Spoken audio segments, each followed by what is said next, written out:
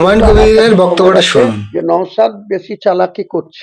যদি নওশাদ এই ভুল করে তাহলে নওশাদকে ভাঙড়ে কিভাবে হারাবো নওশাদ ঠিক টের পেয়ে যাবে। তৃণমূলের সাপোর্ট পেলেও নওশাদ আর দ্বিতীয়বারের জন্য এমএলএ হবে না। একদম ঠিক, এটুকু বলে উনি এই যে বড় বড় মিথ্যা কথা বলছে দাঁড়িয়ে রেখে আর মাথায় টুপি দিয়ে ব্যান্ড হয়ে গেছে হুমায়ুন কবির বাংলার ভোটারদের কাছে।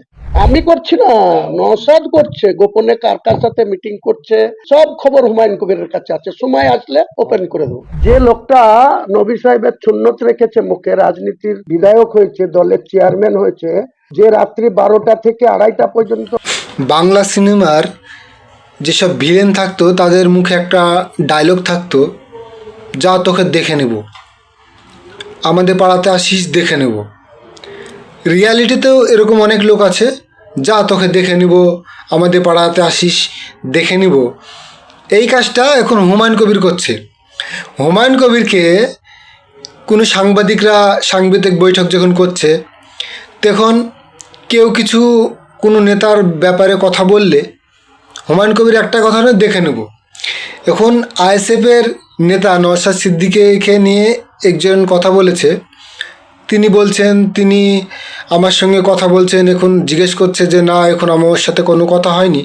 রাজনীতিতে সত্য মিথ্যা অনেক কিছুই হয়, কিন্তু হুমায়ুন কবির কি বলছে, আমি নওশাদ সিদ্দিকীকে দেখে নেব, ভাঙড়ে কী করছে জিতে আমি সেটা দেখে নেব।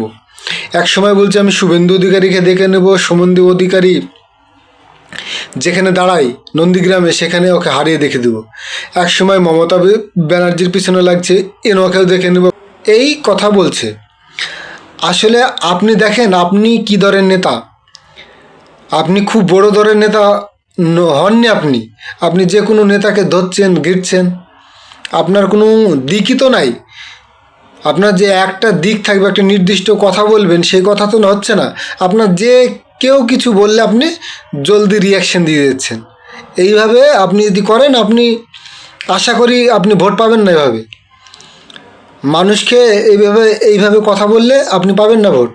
কার খেয়ে কীভাবে কথা বলতে হবে আপনারা জানেন, জানা সত্ত্বেও আপনার ভুলভাল কথা দিচ্ছেন, ভুলভাল প্রতিক্রিয়া দিচ্ছেন। এভাবে